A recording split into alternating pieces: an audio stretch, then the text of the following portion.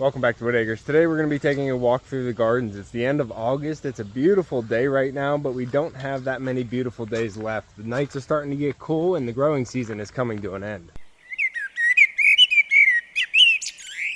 So I'm in zone 6A in Pennsylvania, so we only have a little over a month before our first expected frost. We're going to start out here by the pergola garden where things have really taken off. The honeysuckle reached all the way to the top and it is draped all around the bottom there where I need to get it cleaned up. I don't have the gourds growing over the top, so the silver lace really took over that top area, which I am going to be pruning back here in the fall to get this tightened up all the way back to the arch. Look how beautiful this looks with the silver lace climbing all the way over, giving a full green wall in here. I have this little bistro set that I need to refinish, but I think it looks really cool right now with the vines taking over it, making it look abandoned and archaic. I did end up getting some gourds to start climbing the trellis. That one's even reaching the very top, but I don't think I have enough time left with 1 month for these to really take over, and definitely not enough time for them to produce any fruit. In this other side of the pergola, we did have one of the purple hyacinth bean vines take off, so this one is growing and producing some seeds for next year, hopefully. I want to be able to get some seeds so I can continue to grow these next year. I didn't do very well with them this year. I only got one to take off, but that's going to be really nice to give me some seeds so I can try again next year. And this zebra grass being real big gives a nice little bit of privacy to the pergola. I want to deck this out with some seating area, but for right now I'm just trying to maintain it and have it not get taken over by all these big vines. And the Grapeolini crepe myrtle really came into bloom. It's taken off this year. I didn't know if it was going to survive the winter, but it did. I put a big mound of topsoil or wood chips on it before the winter came, so that really just helped it out, and it really came into a nice bloom this year. And some more volunteer sunflowers. Sorry about the neighbors' dogs, they just leave them outside and don't care if they bark. So we'll just run around the pathway real quick. This silver lace is just gorgeous to walk under. We have the elephant ears, some calendula coming up through here, and all the volunteer sunflowers. They're not quite finished yet, but they're finishing up. And then we did have a little squash down here that I'm gonna have to take up to the pigs. I don't know what it is. I think it's probably a pumpkin gourd hybrid, but I think the pigs are gonna enjoy it. But you can see we do have some gourds trying to climb up the trellis here. And I just really like the jungle feel the pergola gives walking around these pathways with all the big vines above your head. And just another massive sunflower that volunteered here at the end of the pathway, giving off a ton of color for this area. And I think we have a dahlia blooming in here. We have a big spot of red. Yeah, that's a nice tall red dahlia. It's blooming on the wrong side, so I might have to cut that one for an arrangement, but it's looking really nice out here. I got all the dahlias in really late, so I'm glad to just see some of them blooming. And the sweet autumn clematis that we planted out here in the beginning of the year is taking over its post. It's more than halfway up the post and it's coming into its full bloom.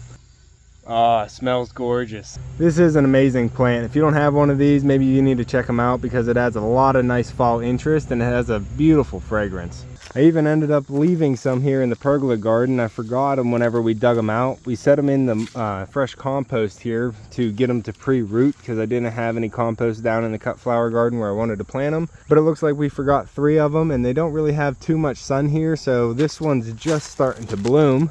They've been getting water, sunlight, and they're growing, so the tubers are still going to be good to harvest, store over, and hopefully try again for next year. The thing with gardening is your plants multiply, so if you keep with it, every year your garden gets bigger and better. Right beside the path we have a little annual burning bush, and that's going to start turning into a red flame here in the fall. We have some of the red sedum actually starting to blush some color. Little pink color coming off of all the sedum, and this one gets a little bit more sun, so it's a little bit more ahead of everybody else. Gorgeous color. The nectarine tree has gotten massive this year in the food forest, and I don't know how much of the bamboo marigold I got on camera this year, but it's starting to finish up.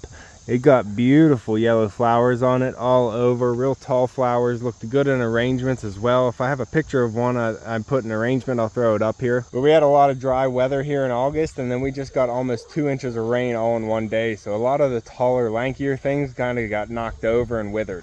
Still getting a few blackberries out here, as well as a little blueberry bush is producing. It's the tiniest little blueberry bush, but it still has a bunch of blueberries on it. So every time I come up to tend all the animals at the barn, I get a handful of these nice flavorful blueberries. I don't know if they're considered wild blueberries at this point. I guess it's domesticated, but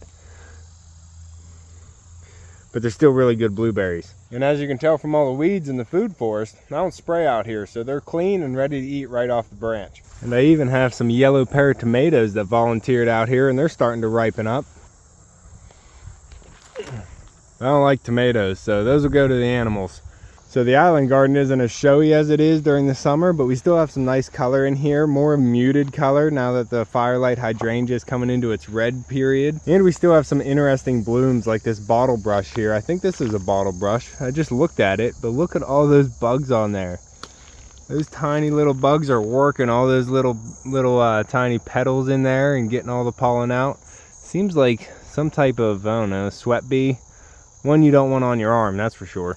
And down here we have the variegated liriope that's blooming. It has almost like grape hyacinth bloom on it, but it has this really nice foliage. I'm hoping this does well in here, and then I'm going to start splitting it up and trying to spread it out here in this little woodland area. So they stay small and they do well in shade, but I like the little pop of color that they add in a darker area. Oh, we have a bird nest at the bottom. It must have fell out of the arborvitae here. Oh, pop. This island garden's not full of blooms right now, but it is full of projects. We have a lot of work to do to get all these volunteer iridium out. Ow, man, they're spiky. That's not going to be fun. But there's a lot here, and I want to pull a lot of these iridiums out, get some of them in pots, get some of them in other places in the landscape, and then just get rid of some of them. They multiply really well, and I don't think I need that many. It doesn't have a lot of color in here, but it is still full of life. So I like the greenery going around all the rocks. We have the vines that I need to shape up a little bit. I've been working on the yard, keeping that edge, but there's still a lot of work in these gardens. In the late summer, there's a lot of work to do with the animals, and the gardens kind of get away from me. They're growing a lot faster than I have time to get to them, so they do get a lot of weeds in them, but I still enjoy a lot of the life that it brings. But I am going to try and make time to come in through the gardens and get them all cleaned up and looking good for the fall season, because that is my favorite season. I've been loving the color combination from these zinnias, the pinks, the reds, and then the orange coming up with the cosmos. It's been a really nice cheery corner on the back side of the pond here. We also have the hummingbird feeder here and the sunflower. So the zinnias have been bringing in the butterflies, the hummingbirds come to the hummingbird feeder, and then we have a bunch of goldfinches coming to this big sunflower that's been finishing up. I just love seeing all the nature right up here close to the house. We have some dahlias here blooming, red and purple, which is always a nice combination here. This lemongrass actually got massive. I forgot that they got this big. I did want it to be a nice backdrop on the waterfall here, so it brought your eyes down to the water instead of just shooting over to the barn, but it really overachieved. Just like this elephant ear here doing gorgeous, blocking the view of the waterfall from the patio. It only blocks about half of it, but it gets you to walk down, and once you get down to the pond area, you get to see the full waterfall, so you get to be able to discover a few things. It is casting shade on the Vista petunias, the bright pink, but not nearly as much as this gourd taking over the bank here. There was 2 volunteer gourds on the bank that I left go because I had a big opening on the bank, and I've been working hard to trim them back constantly. You can see just a pile of cut vines here because I just want to keep them off the marigold row. The marigolds last a little bit longer into the season than the gourd is, so I don't want the gourd to take over the marigolds and snuff them out. Plus, these brocade marigolds have been performing really well. I've even been asked for some seeds of this because they like them. Up, up. You like them too? Underneath the 9 bark here that really needs trimmed. It is just hanging way too over the garden bed here. The 9 barks don't like being trimmed, but it's not liking the roof here, so it's really reaching out for the sun. So we're probably going to end up having to change this area and get rid of the 9 bark. So make sure you're subscribed down below. We're always doing new projects here in the garden. The teacup elephant ear has been doing really well. It didn't get as big as I wanted. I wanted it to be hanging over the pathway a little bit more, kind of like all this weedy grass and seed is. But we did get the volunteer 4 o'clocks to pop up again. We got a lot of pinks. So whenever I make my rounds in the morning and late in the evening, these 4 o'clocks are blooming here nice right by the patio. And my hardy Chicago fig has been doing really good in this corner. I threw it in this pot. I got it from Tractor Supply as just a tiny little sprout. But these leaves are getting massive. So this is going to be really nice. Hopefully I can keep it alive, but we're going to keep trying with this thing. The patio pond's doing pretty well. I did add a few fish in here, so we'll be seeing those here in the future videos. But my dad picked up some succulents as well. I have them here getting some water.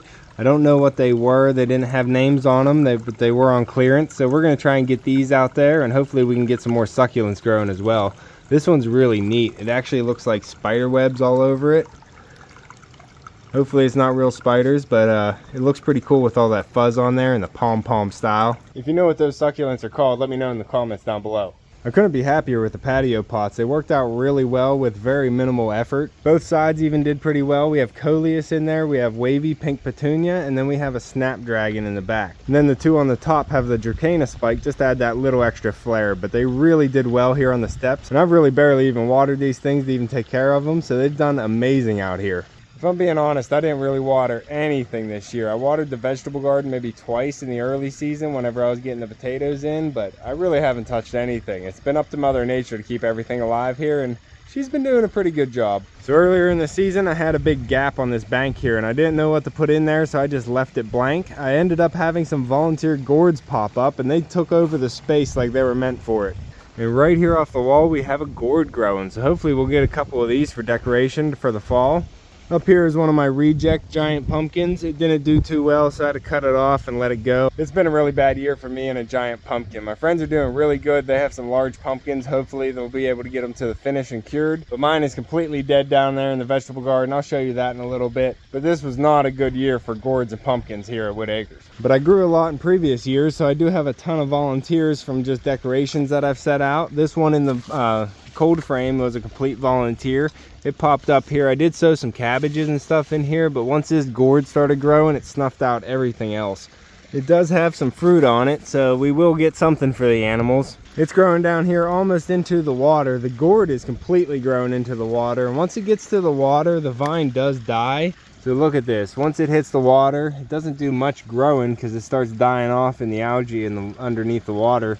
But it does set out roots, so the plant's still trying to live. It knows it can't produce fruit down here, but it can draw some water and push it into the rest of the plant. And it has a lot of plant up there.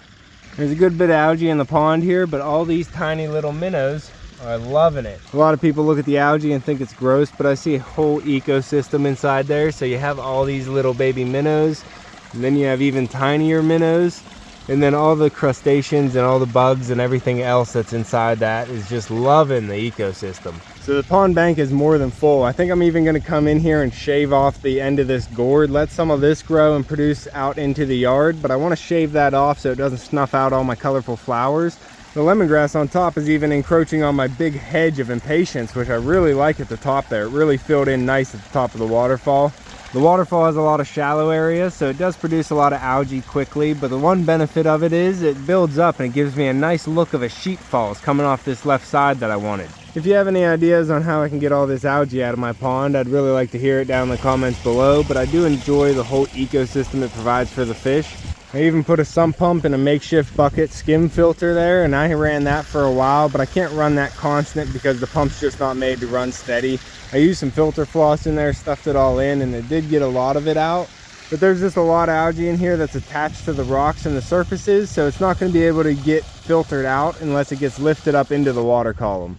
The koi and goldfish have been growing at a ridiculous rate in here once I put them in here. But I got real confused once I put in all the koi and goldfish. I thought I put in 4 butterfly koi. And I do have 4 koi in here, but they're not the 4 koi I thought I was going to have. I have Betty White over here, I have Goldie Hawn right here, and then we have Yang, and I don't have Yin. Yin is right there, but Yin is white now. So I don't know if I put in 5 koi. I don't know where this white koi came from. I looked back on the video and I did have Yin and Yang when I put them in here. So maybe Yin got eaten by the bass. I'm not too sure about that. I doubt she actually changed color to be a full white koi now, but I have a white koi in here and I don't remember seeing that in the bucket whenever I transferred all my fish into the pond. But either way, we have the 4 koi in here right now and they're doing pretty well. We have Betty White, Goldie Hawn, Dorothy, and Yang.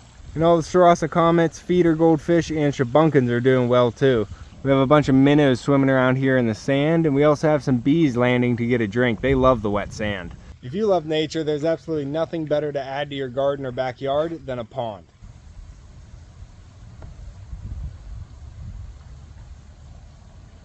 The ramp bed is full of zinnias and marigolds, and the butterflies have been loving it. It's just a nice pop of color here next to the pond. We got a lot of the pea gravel in, so it looks almost finished over on this side, but I did stop it right here because I have to run a trench of electric back to the house here. So I didn't want to just have to put all the clean gravel on, then have to remove it just to dig the trench and put it back. So we left it empty here, but I am planning on wrapping it all the way around the ramp here and up to the greenhouse. If you didn't see the one video, we got this outside area all cleaned up with all the storage materials that I had to build the pond. We got some topsoil brought in here, 3 bucket loads of topsoil brought in, but I need to bring in a little bit more.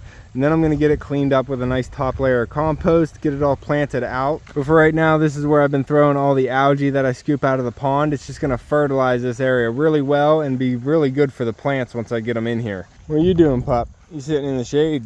Go.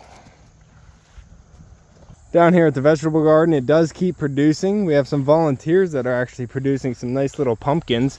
Look at these cute little pumpkins. I wasn't able to get anything to grow, but these little things are going to be nice to set around for decoration. And even over here on the corner, we have another one producing some white pumpkins. This will be awesome. In a year that I wasn't able to grow a lot of pumpkins, I'm really happy to see some volunteers. Inside the entryway, we finally got the sunflower blooming. This sunflower was in my way the whole time walking in and out of the garden this year, but I really am glad I left it. It looks beautiful right now. There's still a few blooms coming off the butterfly bush in here, and we still, believe it or not, have some gladiolas popping off.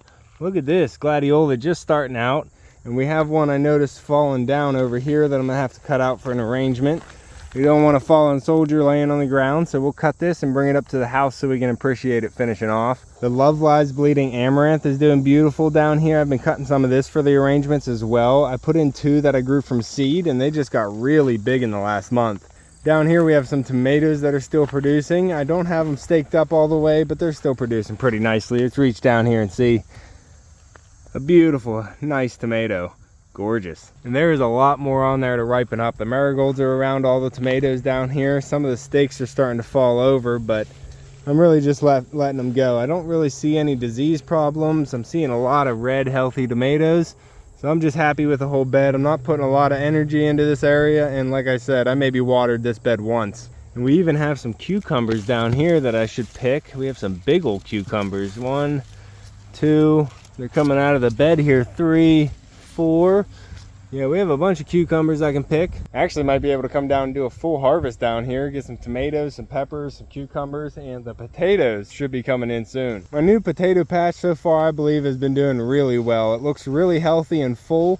I didn't get in there and hill like I wanted to, but I'm not seeing a lot of potatoes poking out of the mound. So I'm hoping that they're still covered and not getting a lot of sunlight on them. The leaves are starting to curl up a little bit, but they're still really green. Maybe after this long dry week that we're having, they might start to want to finish up. Now, Pup, do you find some shade? Big zinnia is giving you some shade, huh? I need to come out here and put a bag on this massive sunflower. They're starting to get into them. This was my biggest sunflower. This thing was probably about 15 feet tall, I'm thinking. Really large. And the goldfinches are ridiculous here, so I need to try and get a bag on that before they strip it clean. But we'll be doing a potato harvest here once these potatoes are ready, so you'll be able to see how well we did with the new bed here. And I've been really happy with the way these raised beds out here have turned out. This was the new one that we put in this year, and it just gave me that little extra space I could spread out the peppers from the tomatoes. We got some marigolds all throughout there as well. My zucchini and yellow squash did terribly in this bed, so I didn't get any of that. But there is a lot that is doing well, so I can't be too mad about it. The Royal Empress is doing really well this year. This grew from nothing. I cut out the tree to the ground this year. The trunk of that tree I actually used as a chicken roost up at the barn. These produce and grow a lot of wood each year, and they produce nice straight branches too. So they can be used for a lot of different projects. I ended up putting some plants here in the squash mound. I got them in really late and they got hit by the bugs really bad, so they didn't start out too well, but they are producing right now. Not producing any fruits, but they're producing some growth here. So I'm really happy to see that. We have some marigolds planted along with them. But these gourds are starting to grow, and hopefully I'll get something off of them because we have a nice line going back here. The grass is starting to take over the full area, and it's growing down in different directions. And this hemlock is actually trying to grow this year. It has been here in this spot for over 10 years, just staying tiny as it can be, but it actually looks like it has a lot of nice growth on it right now. It's hard to tell with all the grass growing up around it, but it looks 3 times the size it did in the spring. Pup, you're in a jungle. And now for the sad story of the year. The giant pumpkin is no more. My last effort was over here, and you can see the plant is completely dead. I think I got the squash vine borer this year that pretty much took out the whole thing. You can see this one is definitely not growing anymore. So for me, it's been a pretty big upset not getting the giant pumpkin this year. That's one thing that I really want to try and do for next year, is put a lot more effort into the giant pumpkin and sacrifice everything else if I have to in the vegetable garden, but I really want to produce a giant pumpkin for next year. If you've never grown a giant pumpkin, go ahead and give it a try. Once you see that big old pumpkin growing, you'll never want to go back. Coming out of the compost pile here, I did get lucky again with a volunteer, and it's actually producing me some orange pumpkins. So I have 2 little orange pumpkins growing here. That's going to give me some fall decoration. This corner is not putting off a lot of color right now, but I did add this big stone, and it's adding a much needed weight, and I can see it all around the property right here in this corner. And I think it just needed to be here because we have rocks all over the property, and this side just didn't have any. Another volunteer sunflower. Hold your head up, girl.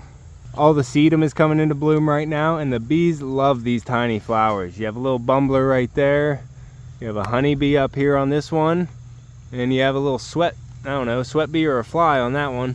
These are going to be a nice little pop of pinkish red for the fall season. I'm going to really like it. Out here at the side garden, it never looks better than it does whenever we have a big wall of corn. You smell a rabbit pup? There's a lot of them living in here. I see them every morning running through the garden here. Most of the color out here is completely done. We do have some from this massive hibiscus. We're still getting some massive, beautiful blooms still coming off of this one. The butterfly bush that we transplanted over here from the volunteer it made from the vegetable garden, it's doing really well. And behind the bobo hydrangea, we have the butterfly weed that's going to seed. You can see it just blowing out right here. So this is going to start spreading around all the property and hopefully everybody else's property and everywhere. So we'll just let that fly around and hopefully it'll start producing butterfly weed all across the world, and the butterflies will love it. I guess this was one of the dahlias I should have staked. It has a lot of small red heads on it, but it's just falling over in every direction. So we're getting some blooms, but you really can't see all of them. A couple of these phlox are still doing really well, and the birds have been loving all the sunflowers, just taking all my seed. And this Cleveland pear here is getting huge. I don't really notice it until I do a garden tour and walk up right to it, but it is getting massive. Probably put on 4 feet this year at least. A lot of beautiful color coming from the limelight hydrangeas, and they're starting to tinge their color as well. So we're getting that multiple interest from them, and they've been producing a lot of nice flowers for my arrangements. The corner's looking pretty good with the yellow black-eyed Susan as well as the blue jean baby Russian sage, and then a nice lemon queen sunflower in the back. The oak leaf hydrangea is doing really well, so I'm not worried about this. I think it's going to produce and get through winter no problem. Hey little Spidey. I was actually really worried about the Royal Empress here out front. I thought I pruned it back too far. I used the long pole saw that we have, but I could only get so high. So I pruned it as high as I could, but it looked like I went too small. But as you can see of how it rebounded, it's gorgeous. And I do have a couple of these pumpkins that I plugged in here real late. I'm not sure if they'll end up producing anything, but we do have a little flower there.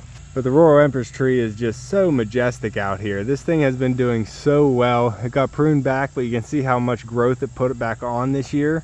I don't know what's going on with the trunk here, but it just seems like it's shedding some of the bark. It's just growing so massive that it's splitting the bark on the outside.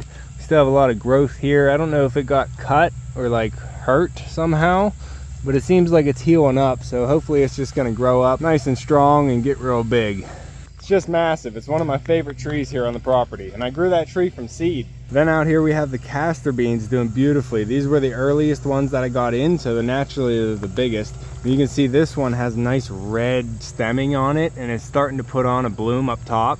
This one has some massive green leaves, and it also has some blooms going up there too. So hopefully we can get some seeds for next year, because these seeds aren't the easiest to find. So hopefully these will produce some seeds I can use for next year. And like everything else I want to, hopefully I can get these started on time next year and they can get even bigger. But right below them is my best chance for a big pumpkin. I don't think it's going to get massive, but this is going to be my biggest pumpkin. It's doing pretty well. Big orange girl right there. All pumpkins are girls if you didn't know. There are male and female flowers on a pumpkin, so only a female will produce the pumpkin. And sadly, we lost another arborvitae out here on this row. My dad planted 10 or 12 of these arborvitaes going all the way across the yard, and they would be a beautiful hedge blocking off the neighbors and the road coming in, but unfortunately, some type of fungus has taken over and really killed all of them. We have 2 down there that we still have to cut out. This one's completely dead, and this is the only one left. I have no idea what the problem is. Hopefully we can get something else in here that's not going to be affected by the same disease or the fungus that's affecting these arborvitaes. But I'd really like to have a hedge going across the road here, so I want to block it off with something. Feels like his own little room in here, walking around this massive ornamental grass coming into this huge sedum. Look at these pom-poms on this sedum. They're just huge. They're going to make really nice arrangements. Got to watch what I grab. There's bees all over this thing. In here behind the farm stand, we have the dynamite crepe myrtle blooming beautifully. I even used a couple of these in arrangements because it's just not being seen back here as much. I get to see it because I walk around the entire property, but it's not in the most visible place. So it's actually behind this heavenly blue morning glory and this other ornamental grass right next to the road. So now that the farm stand's there, it kind of gets blocked whenever you're coming in the road, but this is going to get big and stand right over top of the farm stand and be a nice big red show here at the front of the property. And this heavenly blue morning glory has been looking really good every morning.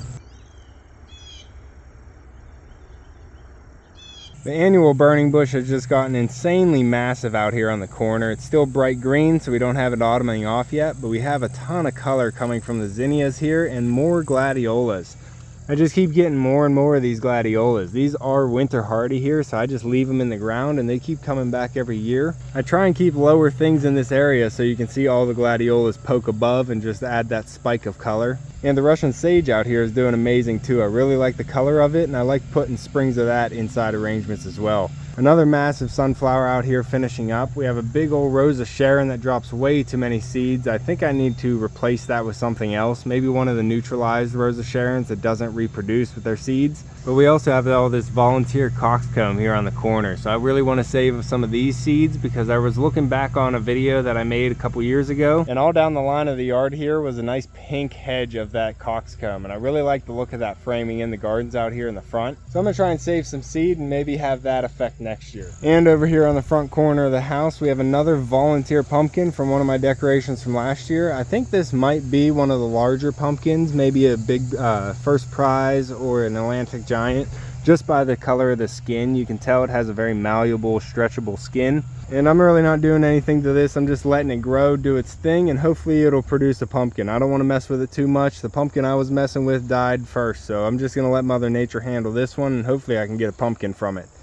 Oh, pup. I'm going to be getting into a lot more gardening videos coming into the fall here as we get the gardens ready for the winter, as well as getting a lot more things planted out. I have a nursery full of trees that I need to find places for here in the landscape. I've had a lot of thoughts on where they're going to go, but there's a lot of trees out there and we have a lot of planting to do. During the summer, the animals kind of take priority because there's a lot to do up there building new enclosures and getting things organized for them as they're growing. But as fall comes, things start slowing down and I'm able to get back into the garden. So we're going to be doing a lot more gardening videos here as we get things cleaned up and looking good for the fall season. So if you love nature, make sure to subscribe down below, hit that like button before you leave, and you can see me and Echo on the next one. Thanks for watching.